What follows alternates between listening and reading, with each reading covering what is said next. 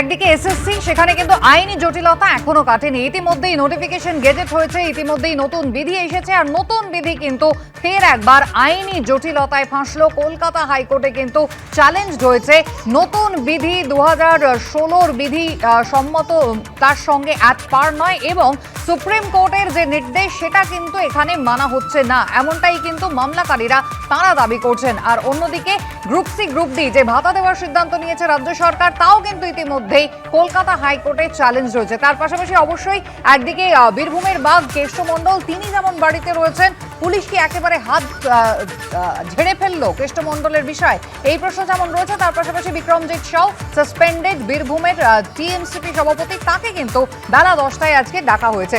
আলোচনা করব, আমাদের সঙ্গে যারা রয়েছেন প্রথমে পরিচয় করে দিই। দেবনারায়ণ সরকার রয়েছেন, ডক্টর তন্ময় মুখোপাধ্যায়, আইনজীবী শীর্ষেন্দু সিনহা রয়, চন্দন ঘোষ চৌধুরী এবং প্রাক্তন আইবি কর্তা গদাধর চট্টোপাধ্যায়। সবাইকে স্বাগত জানাই আলোচনায়। তবে অবশ্যই আজ বোলপুর থেকে আলোচনা শুরু করতে হবে, কারণ বিক্রমজিৎ সাউ বেলা 10টায় আজকে কিন্তু জিজ্ঞাসাবাদের জন্য তাকে ডেকে পাঠিয়েছে সিউড়ি থানা।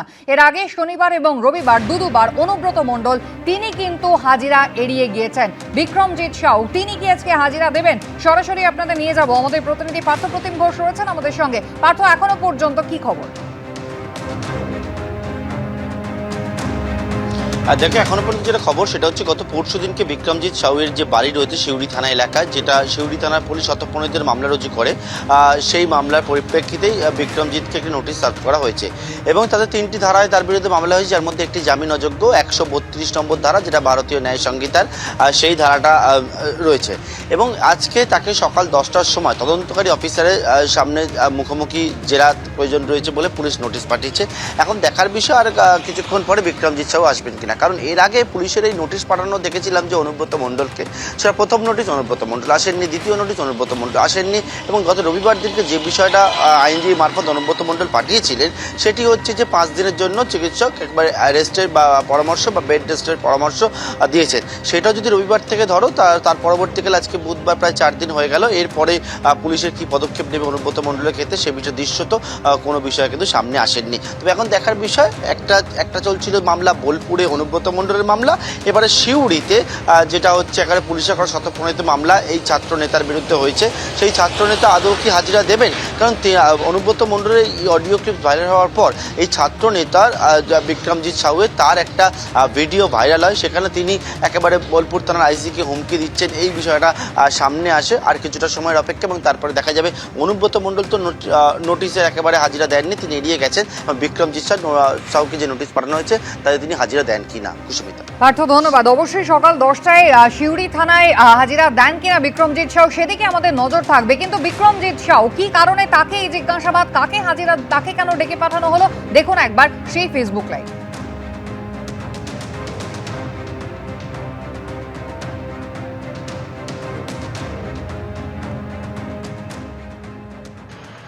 এই আইসি দুর্নীতিগ্রস্ত, বোলপুর থানার আইসি প্রত্যেকটা বালি মাফিয়া, পাথর মাফিয়াদের সঙ্গে যোগসূত্র বজায় রেখে কাজ করে। এই লিটন হালদার অনুব্রত মণ্ডল নামক যে ব্র্যান্ডকে দমানোর চেষ্টা করে। লিটন হালদার একটা কাপুরুষ। লিটন হালদারকে বলছি, বোলপুর থানার আইসিকে, যে তোমার যদি বুকের পাটা থাকে, দম থাকে, সত্যি কথাটা, তুমি বালিঘাট থেকে তুমি সাধারণ মানুষকে নিয়ে যে ছিনিমিনি খেলেছো বোলপুর শহরের, তুমি অনুব্রত মণ্ডল নামক শক্তিকে তুমি তোমার অপকর্মের মাধ্যমে দমানোর চেষ্টা করেছো। তোমার অপকর্মের মাধ্যমে অনুব্রত শক্তি দমে না। তুমি চেষ্টা করেছো এডিটিং করে তার ভয়েসটাকে তুলে আনার। তুমি চেষ্টা করেছো অনুব্রত মণ্ডলে একটা এডিটিং করে সেই ভয়েসটা মার্কেটে দেওয়ার। তুমি বাপে বেড়া, তোমাদের ওই দম থাকে লিটন হালদার, তুমি অনুব্রত মণ্ডলের এগেনস্টে, বীরভূম জেলা তৃণমূল ছাত্র পরিষদের এগেনস্টে এবং বীরভূম জেলা তথা সাধারণ ছাত্র ছাত্রীদের এগেনস্টে একটা এফআইআর করে দেখিও। তুমি জানো নিজে তুমি দুর্নীতি পরায়ণ, তুমি কত লোকের কাছে কতভাবে কীরকমভাবে টাকা নিয়েছো, তুমি তোমার নিজের ব্যক্তিগত সম্পত্তি কী করে অনুব্রত মণ্ডল তুলে দিতে চেয়েছিলে, সমস্ত তথ্য প্রমাণ আছে আমাদের কাছে। এই রেকর্ডিংটা যে অনুব্রত মণ্ডল তুমি প্রমাণ করতে পারবে? তোমার দম আছে? ছিলে তো ভাই সিআইডিতে, গ্যারেজ পোস্টে। তোমাকে দয়া করে দল আজকে এই জায়গায়, সরকার তোমাকে এই জায়গায় দিয়েছে। তোমার দরকার উচিত ছিল যে প্রত্যেকটা মুহূর্তে সত্যি সাদাকে সাদা কালোকে কালো বলার। তুমি বলো নি লিটন হালদার, তুমি মূর্খ। তুমি যদি হবো তুমি ডালেলায় চলবে, তোমাদের শিরায় উপশিরায় আমরা চলি। লিটন হালদার, তোমাকে চ্যালেঞ্জ করলাম, তুমি একটা আইসি, তুমি একটা সরকারি কর্মচারী। যদি অন্যায় করে থাকে আমি কোনো, তোমাকে শাস্তি দিও। আমি আলোচনায় আসবো, শীর্ষেন্দু তাকে দিয়ে শুরু করবো। শীর্ষেন্দু তো একেবারে এই আইসি কে উদ্দেশ্য করে যে কদর্য কথা বলেছিলেন অনুব্রত মণ্ডল, তার পরবর্তীকালে আমরা দেখতে পেয়েছি বিক্রমজিৎ সাউ সেই কথাই বলেছেন তুলনামূলক অনেকটা ভদ্রভাবে, কিন্তু একেবারে একজন সরকারি দায়িত্বপ্রাপ্ত কর্মচারী, তাকে রীতিমতো হুমকি হুঁশিয়ারি বুঝে নেব দেখে নেব এ ধরনের মন্তব্য। অবশ্যই এই যে জিজ্ঞাসাবাদ প্রসেস যদি আমরা এটাকে ধরে নিই, তাহলে বিক্রমজিৎ সাউ অবশ্যই পার্ট অফ দ্য প্রসেস, কিন্তু কোথাও আসল মাথাটা সেটা হারিয়ে গেল। অনুব্রত মণ্ডল হাজিরা দিলেন না, পুলিশ চুপ করে বসে আছে, এখন শুধুমাত্র বিক্রমজিৎ সাউকে জিজ্ঞাসাবাদের জন্য হাজিরার জন্য ডেকে পাঠিয়ে কোথাও কি নিজেদের মুখ রক্ষা করতে চাইছে পুলিশ? অপরাধ যত বড়ই হোক না কেন, অপরাধীরা যদি শাসক দলের ঘনিষ্ঠ হয় তাহলে পুলিশি নিষ্ক্রিয়তা একটা বড় আকার ধারণ করছে। কেন, কিসের জন্য দুরকম হবে? এই তো বললেন যে ভারতীয় ন্যায় সংহিতার 132 নম্বর বিক্রমজিতেরও আছে, আজকে অনুব্রত মণ্ডলেরও আছে। অনুব্রত মণ্ডলের 75 যৌন হেনস্থা আর 132 সরকারি কাজে বাধা, দুটোই জামিন অযোগ্য ধারা। সেখানে 7 বছরের কম জায়গাতে কম সাজা, সেখানে নোটিশ দেওয়া হল, এটা নিয়ম। নোটিশ দেওয়ার পর যে মানুষ প্রভাব খাটাতে পারে অপরাধীদের বিরুদ্ধে, যে মানুষ প্রভাব খাটিয়ে প্রমাণ লোপাট করতে পারে, তাকে গ্রেপ্তার করা যেতে পারে, আইনের বইয়ে লেখা আছে। সেটা কি এসপি জানেন না? সব জানেন এসপি। এসপি কি করছেন? আজকে আইসি নিজের বাড়িতে তিনি মুখ দেখাতে পাচ্ছেন, খাকি পোশাক, পুলিশ আইনের অভিভাবক, তারা এই জায়গায় এসে ঠেকেছে। আজকে সাধারণ মানুষ তাহলে যাবে কোথায়? আজকে যদি অন্য কেউ করতো, আজকে কোনো সাংবাদিক, কোনো সাধারণ মানুষ, ইউটিউবার, তাদের কি করতেন, তাদের কি করেছেন? আজকে অনুব্রত মণ্ডল নাকি আজকে সিকিউরিটি পায়। কেন? আমাদের করের ট্যাক্সে উনি কে এমএলএ এমপি, কিসের জন্য সিকিউরিটি পাবে? একদম। আমরা অম্বিকেশ মহাপাত্রর ঘটনাও ভুলিনি, আমরা শিলাদিত্য চৌধুরীর ঘটনাও ভুলিনি, আমরা তানিয়া ভরদ্বাজের কথাও ভুলিনি। তবে অবশ্যই আপনাদের দেখাবো যে একদিকে অনুব্রত মণ্ডল দুবার হাজিরা তিনি এড়িয়ে গিয়েছেন, তারপরেও পুলিশ চুপ। পুলিশের কি স্ট্র্যাটেজি, কবে তারা নড়ে চড়ে বসবে, প্রশ্ন যখন এই নিয়ে, তখন যিনি বেড রেস্টের পরামর্শ দিয়েছেন অনুব্রত মণ্ডলকে, সেই ডক্টর হিটলার চৌধুরী, তিনি এবার কোথায় গেলেন?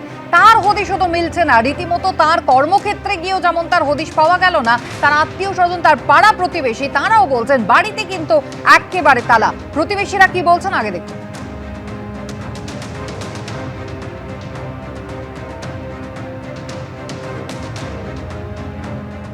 ডাক্তারও জানি আমি, কিন্তু নাম বলতে পারবো। নাম বলতে গেলে আমাদের 3 নম্বর ফ্ল্যাটে আমাদের সেক্রেটারি যে পুরো ফ্ল্যাটটা, ওনাকে জানতে হবে। এটা ফ্ল্যাট না ডাক্তার? হ্যাঁ, সন্ধ্যাবেলা আমি যখন গেলাম তখন তালা মারাই ছিল। এবার কখন আসে না আসে, আমরা তো ফ্ল্যাট তো এটা বন্ধই থাকে হিসাবে। একজনকে আমি ডাক্তারবাবুকে মাঝে মাঝে দেখে আসতে, বাস। হ্যাঁ, আর তো কাউকে মানে দেখি না। এবার কখন কি আসে বোঝা মুশকিল, তো গেটে থাকে। ডক্টর হিটলার চৌধুরী, তার কর্মক্ষেত্র, সেখানেও কিন্তু গিয়েছিলাম আমরা। আমাদের প্রতিনিধি পার্থপ্রতিম ঘোষ একেবারে চকমন্ডলা ব্লক প্রাথমিক স্বাস্থ্য কেন্দ্র, যেখানে তিনি কর্মরত, রামপুরহাট 1 নম্বর ব্লকের মেডিকেল অফিসার হিসেবে। সেখানে কি দেখলো গিয়ে দেখুন।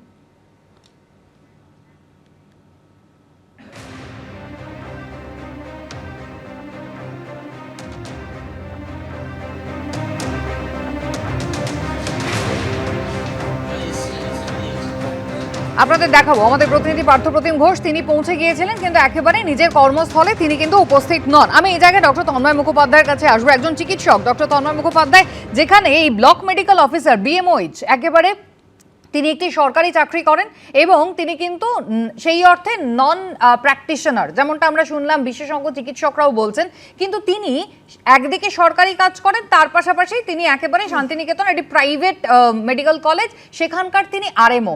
একটা তিনি বেড রেস্টের পরামর্শ দিচ্ছেন এবং তারপরে রাতারাতি তিনিও উধাও হয়ে যাচ্ছেন। কারণটা কি?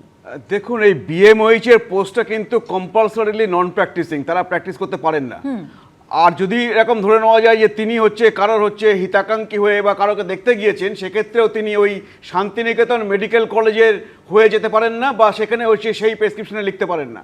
তো পুরোটাই হচ্ছে বেআইনি, ওকে জোর করে ধরে এনে একটা লিখে নেওয়া হয়েছে। কারণ আমরা জানি এটা প্রথম নয়, আপনাদের মনে থাকবে যখন সিবিআই যখন হচ্ছে অনুব্রতকে একদম। ধরতে গিয়েছিল বা ধরতে চাইছিল জেরা করার জন্য, সেই সময় বোলপুর হাসপাতালের একজন ডাক্তারকে পাঠানো হয়েছিল তার বাড়িতে ছুটিতে থাকা অবস্থায়। এবং এবং এবং তিনি বলেছিলেন সেখানকার সুপার নাকি তাকে নির্দেশ দিয়েছেন এবং তাকে একটা সাদা কাগজে লিখিয়ে নেওয়া হয়েছিল যে 14 দিনের বেড রেস্ট, এবং তিনি তারপরে বলেছিলেন যে এবং আমাকে সুপার দাবি করেছিলেন চাপে। যে একেবারে স্বাস্থ্য ভবন থেকেই নির্দেশ এসেছে। এবং সেইটার পরে দেখুন তারপরে সিবিআই সেটা মানেনি, না গিয়ে তারপরে তাকে বাড়ি থেকে তুলে এনেছিল। কিন্তু এখানে তো আপনি আশা করবেন না যে পশ্চিমবঙ্গের পুলিশ এটা করবে। সুতরাং পশ্চিমবঙ্গের পুলিশ সেটা করবে না, এবং তাদের মধ্যেও দেখবেন হচ্ছে তাকে বলে দেওয়া হয়েছে যে তুমি একটা বাবা কিছু করে একটা মেডিকেল সার্টিফিকেট দাও, দিয়ে অন্তত যেন এইটা আটকানো হলে আমাদের যেতে আমরা এই মুখ রক্ষা করতে পারছি না। বেশ। তো এইটা হচ্ছে পুরো তৃণমূল দল, তার সাথে পুলিশ সব একসাথে যুক্ত আছে, এবং এই ডাক্তারকে দিয়ে বেশ, করানো হয়েছে। আমি মিস্টার চট্টোপাধ্যায়ের কাছে এই জায়গায় যাব। মিস্টার চট্টোপাধ্যায়, তাহলে এখানে একের পর এক বেআইনি কাজ হলো। প্রথম কথা, তিনি একজন সরকারি চিকিৎসক, নন প্র্যাকটিসিং, সেই অবস্থায় তিনি একটা প্রাইভেট বেসরকারি একটা যে হাসপাতাল রয়েছে সেখানকার তিনি আরএমও, সেই হিসাবে তিনি নিজের দায়িত্ব পালন করলেন। সব থেকে অদ্ভুত কথা যেটা, সেটা হচ্ছে বীরভূমের পুলিশ তারা করছেটা কি? একজন চিকিৎসক তিনি রাতারাতি উধাও হয়ে গেলেন তালা দিয়ে, তার হদিশও এখনো পর্যন্ত পাওয়া গেল না। তার মানে নিশ্চয়ই ডাল মে কুছ কালা হ্যায়। দেখুন, প্রথম যেটা অফেন্সটা হচ্ছে সেটা হচ্ছে যিনি এই সার্টিফিকেটটা দিয়েছেন, whether he is authorized or not, একদম নাম্বার ওয়ান অফেন্স। সেই অফেন্সে পুলিশ নিশ্চয়ই অ্যাকশন নেবে, নেওয়া উচিত। পুলিশের উচিত যে এই সার্টিফিকেটটা ভ্যালিড কিনা। যে কোনো একদম। ডাক্তার দিতে পারে না, এটা হি নন প্র্যাকটিসিং দিতে পারে না, ওর এখতিয়ারের মধ্যে নয়। কিন্তু আমরা দেখা যাচ্ছে যেখানে দল এবং সরকার একই জায়গায় চলে, সেখানে কিন্তু পুলিশ একটা ইনঅ্যাক্টিভনেস আমরা বারবার দেখতে পাচ্ছি। এটা নতুন কোনো ঘটনা নয়। এই ঘটনায় দেখছেন আপনি যদি দুটো কেস দেখালেন, একটা একই রকম সিমিলার অফেন্সে দুটো কেস দেখলেন, একটা অনুব্রত মণ্ডলের ঘটনা আর একটা দেখালেন টিএমসিবি ছাত্র পরিষদের একদম, যে বিক্রমজিৎ। একটা জায়গায় তার এগেনস্টে স্ট্রিনজেন্ট অ্যাকশন পার্টি নিচ্ছে, আর একটা জায়গায় পার্টি তাকে সাপোর্ট করছে। একদম। সুতরাং দেখতে পাচ্ছেন যে এই যে অ্যালাইনমেন্ট এবং বিটুইন দ্য এখানেও পার্টি। কিন্তু বিক্রমজিতের ক্ষেত্রেও কিন্তু পুলিশ একেবারে শতপ্রণোদিত মামলা করেছে, তাকে হাজিরা দেওয়ার জন্য ডেকে পাঠানো একটু হয়েছে। আমি অ্যাড করবো যে হ্যাঁ। এখানে হচ্ছে আর একটা হচ্ছে দেখুন, মেডিকেল কাউন্সিল কিছু করে না। একদম, মেডিকেল আর একটা একদম। হচ্ছে ব্যাপার হচ্ছে যে এই যে 6 বছরে সাসপেন্ড করা হয়েছে, এসব আমরা নাটক দেখে এসেছি। আরাবুলকে 6 বছরে সাসপেন্ড করা হয়েছিল, আবার সেই 6 মাসের সাসপেনশন মধ্যে থেকে নিয়ে তাকে আসা ফেরত হয়েছিল। নিয়ে আসা হয়। সেটা একদমই তাই। হচ্ছে বেশ, দেখো। কর্মক্ষেত্রে যে একেবারে অনুপস্থিত এই চিকিৎসক ডক্টর হিটলার চৌধুরী, দেখুন আমাদের প্রতিনিধি পার্থপ্রতিম ঘোষ গিয়ে কি দেখলেন। আমরা রয়েছি রামপুরহাট একের চকমন্ডলা স্বাস্থ্যকেন্দ্র। এই হচ্ছে রামপুরহাটের সেই স্বাস্থ্যকেন্দ্র যেখানকার বিএমওইচ হচ্ছে হিটলার চৌধুরী, এবং এখানে এসেও দেখতে পাচ্ছি সেটা হচ্ছে ওনার গাড়ি বাইরে দাঁড়িয়ে রয়েছে, ওনার যে দপ্তর যে ঘর, সেই ঘর সম্পূর্ণ ফাঁকা অবস্থায় রয়েছে। যারা কর্মীরা রয়েছেন তারা কেউ কেউ বলছেন যে বিএমওইচ আসেননি, কেউ কেউ বলছেন এসছিলেন কিন্তু চলে গিয়েছে। কিন্তু এখানে এসেও যে এই হিটলার চৌধুরী তার কোন রকমভাবে কোনো খোঁজ পাওয়া গেল না। ক্যামেরায় অজয় দাসের সঙ্গে পার্থপ্রতিম ঘোষ, এবিপি আনন্দ, বীরভূম। আমি চন্দনদার কাছে এই জায়গায় যাবো। চন্দনদা, তাহলে পুলিশ প্রাথমিকভাবে যেটা জানিয়েছিল যে গোটা ঘটনাটা তদন্ত করে দেখা হবে, তৃণমূল কংগ্রেস কিন্তু বারবার বলছে যে পুলিশ কিন্তু একেবারে নিরপেক্ষভাবে নিজের কাজ নিজেরা করছে, কিন্তু এখনো পর্যন্ত দেখুন আজকে 6 দিন হয়ে গেল, অনুব্রত মণ্ডল হাজিরা এড়িয়েছেন। অনুব্রত মণ্ডলের জন্য যে মেডিকেল সার্টিফিকেটটা ইস্যু হয়েছে, যেমনটা গদাধর বাবুও বললেন, সেটা ঠিক না সেটা ভুয়ো, সেটা যাচাই করে দেখা দরকার। যে কলটা তিনি করেছিলেন, সেই কলের ওপারে সত্যি রাজীব কুমার তিনি ছিলেন কিনা সেটা দেখা দরকার। এই যে ফোনটা এসেছিল, সেই ফোনটাকে বাজেয়াপ্ত করা, বাকি যে নিয়ম কানুন রয়েছে সেটাকে একটা প্রসিডিওরের মধ্যে আনা দরকার। পুলিশ এখনো পর্যন্ত কি করেছে সেটা তো সাধারণ মানুষের সামনে আসেনি, বরং অনুব্রত মণ্ডলও চুপ, পুলিশও চুপ, বিক্রমজিৎকে বরং ডাকা হলো, ডাক্তারবাবু উধাও হয়ে গেলেন মাঝখান থেকে। দেখো, ইন্টারেস্টিং ফ্যাক্টটা কি জানো, অনুব্রত মণ্ডল এখন সিরিয়াস বিজনেস নয়। আমি বারবার যেটা বুঝতে পারি বা আমরা যেটা বুঝছি, অনুব্রত মণ্ডলের এটা তৃতীয় খণ্ড। প্রথম খণ্ড সেই পুলিশকে বোম মারা, অ্যাকশনস কিচ্ছু হয়নি, বরং প্রোটেকশন পেয়েছেন। দ্বিতীয়, তোমার মনে আছে সম্ভবত ওই শিব ঠাকুর বলে কোনো এক একদম। ভদ্রলোককে সামনে এনে সেজন্য একটা আটকে গেল মজাদার তার নাটক যাওয়া। তৈরি করা, সেই নাটকের পরিপ্রেক্ষিতে তাকে রুখে দেওয়া, এখানে স্টেপ ব্যাক করানো, অর্থাৎ একটা লিঙ্গার করানো। একদম। পরবর্তী সময় সিভিআর অ্যাকশনে তাকে, ইডির অ্যাকশনে তাকে নিয়ে যাওয়া হয়েছিল তিহারে। আর তৃতীয় হচ্ছে এই ঘটনা। মানে আমি তোমাকে কেন বলি, তুমি 3টে ঘটনাকে পরপর সাজাও, তুমি দেখবে এন্টারটেনিং ফ্যাক্টটা হচ্ছে এখানে। আমি কেন বলছি সিরিয়াস বিজনেস নয়, প্রত্যেকটা জায়গায় পুলিশ অ্যাক্ট করেছে, পিছিয়ে এসছে এবং পিছিয়ে এতটাই নম্রতার সাথে এসছে যেটা চোখে পড়ছে। মানুষের কাছে পুলিশের ইমেজ ভগ্ন হচ্ছে, খুব স্বাভাবিক অর্থে অনেক নিচে নামছে এই তিনটে ঘটনাতেই। তার পরবর্তী সময় তুমি দেখো, যদি ডক্টরের প্রসঙ্গ আনো, ডক্টরের প্রসঙ্গে এটা সেকেন্ড এপিসোড। এর আগের বারে যেটা করা হয়েছিল, ডক্টর নিজে বলেছেন আমাকে থ্রেট পয়েন্টে এটা করানো হয়েছে, সুতরাং তার বিরুদ্ধে কি অ্যাকশন হয়েছে আমরা জানি না। আর তৃতীয় ঘটনা এখানে দাঁড়িয়ে এই ঠিক এর পাশাপাশি ওই একটি ছেলে যিনি টিএমসিপির হয়ে ইত্যাদি ইত্যাদি কথা বললেন, ইনি তো প্রলুব্ধ হয়ে কথা বলেছেন, অনুব্রত বাবুর শিষ্য হয়ে যেটা বলা দরকার উনি তাই করেছেন, তবে ভাষাটা সংযত ছিল। কিন্তু একটা জিনিস বুঝতে হবে, পুলিশ এখন ডাইভার্ট করছে, একে জিজ্ঞাসাবাদ করে সরাসরি একটা ডাইভার্সন তৈরি করছে এবং কোথাও নিজেদের ফেস লসটাকে আটকানোর কি চেষ্টা হচ্ছে। অনুব্রত মণ্ডলের বিরুদ্ধে সরাসরি যদি অ্যাকশন না নেওয়া যায়, রাজ্য পুলিশ সে অ্যাকশন নিতে ব্যর্থ হয়, বাস্তব চরিত্র তার আশেপাশে কারা কি করছে তাদের বিরুদ্ধে কি অ্যাকশন না হচ্ছে, এটা কিন্তু একদম কোথাও ঘুরিয়ে দেওয়ার চেষ্টা হচ্ছে একদম। তাহলে কি কোথাও পুলিশের হাত পা বাঁধা? কারণ বোলপুর থানার আইসিকে যে কদর্য ভাষায় হুমকি দিয়েছেন অনুব্রত মণ্ডল, তাকে কিন্তু শাসক দলের অভ্যন্তরেই বেশ কয়েকজন ভালোভাবে দেখছেন না। একেবারে প্রবীণ তৃণমূল সাংসদ সৌগত রায়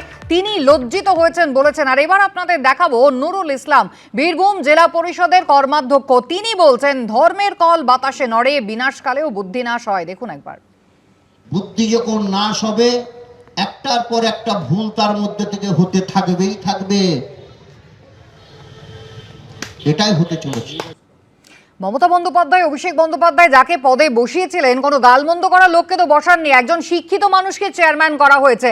নুরুল ইসলাম কিন্তু বক্তব্যকে এখানে বাড়িয়ে নিয়ে গিয়েছেন। তবে শুধু তিনিই নন, ব্রাত্য বসু যিনি কার্যত এড়িয়ে গিয়েছেন, অরূপ বিশ্বাস তিনিও এড়িয়ে গিয়েছেন, অনন্যা বন্দ্যোপাধ্যায় লজ্জিত হয়েছেন, তিনিও বলেছেন। অর্থাৎ শাসক দলের অভ্যন্তর থেকে কিন্তু নানা রকম বক্তব্য। তবে অনুব্রত মণ্ডল প্রসঙ্গে যার বক্তব্য অবশ্যই দেখাতে হয়, তিনি কাজল শেখ। তিনি কি বলেছেন দেখুন একবার।